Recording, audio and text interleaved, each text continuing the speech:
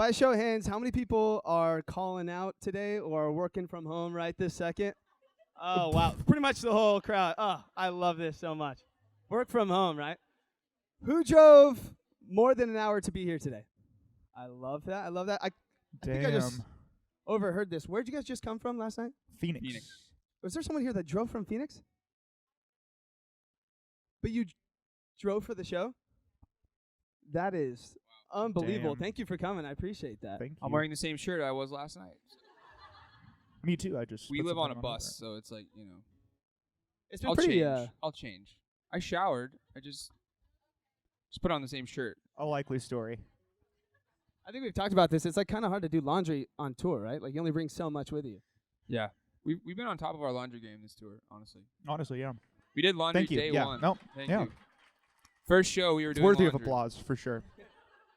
So far, I mean, you've had a couple of weeks in the tour so far. How's it been?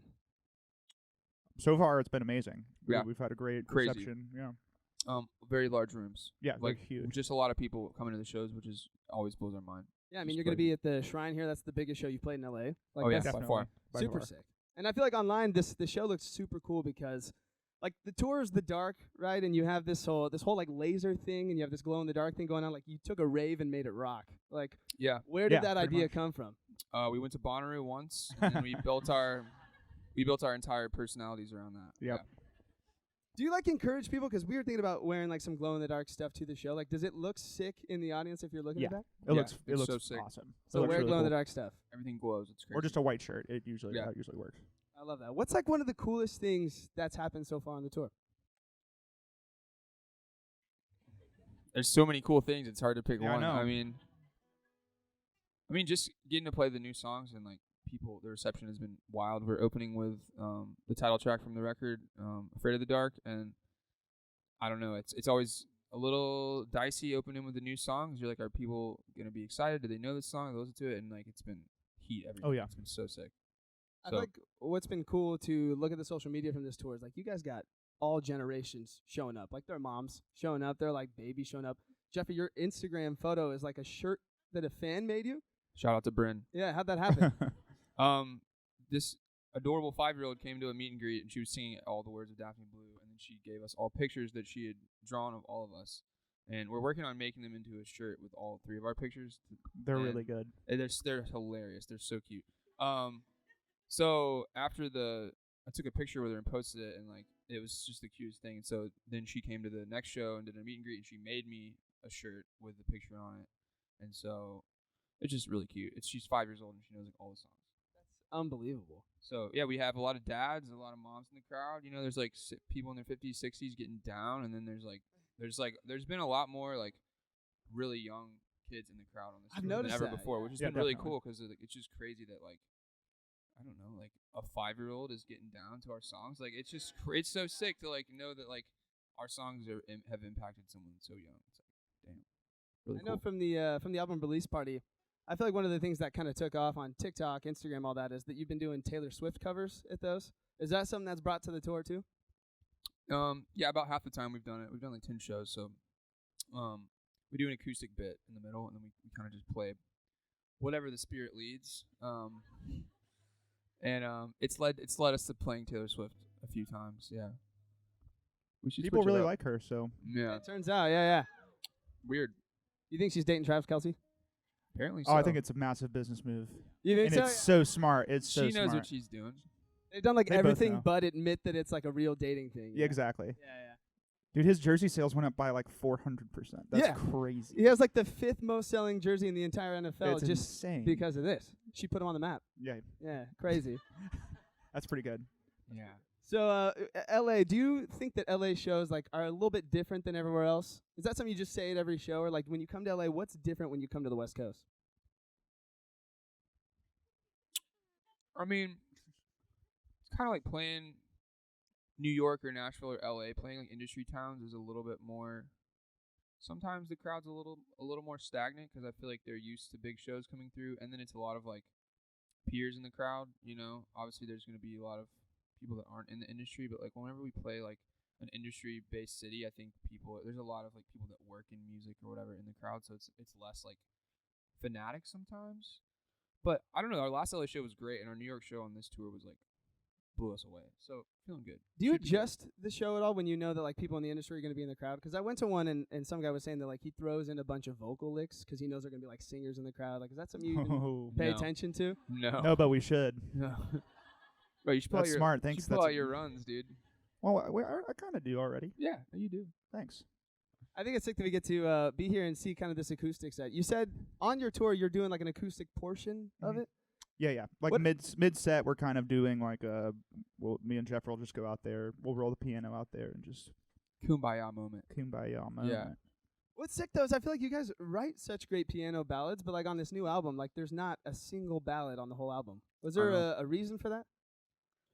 We were just kind of like, I don't know. We have those for the set, I think, and obviously we'll always probably write more piano ballads. But I feel like we just wanted to like, I don't know. The last album we feel great about, but it wasn't like songs that like had to be in the set. I feel like, and we wanted to write something that was like every one of these we want to play live because it's like an energy moment. We're just thinking about like playing them live, like what shows we could, what songs we could add to the set that like would be like Daphne Blue. Like we'll probably always play it because it's such like a moment in the set. Right. It's like writing an album full of songs that are like songs that like need to be there. You know? Is it true that like my bad? Is it true that a lot of these songs like start on the piano, like you write it on the piano and then you turn it and hype it up?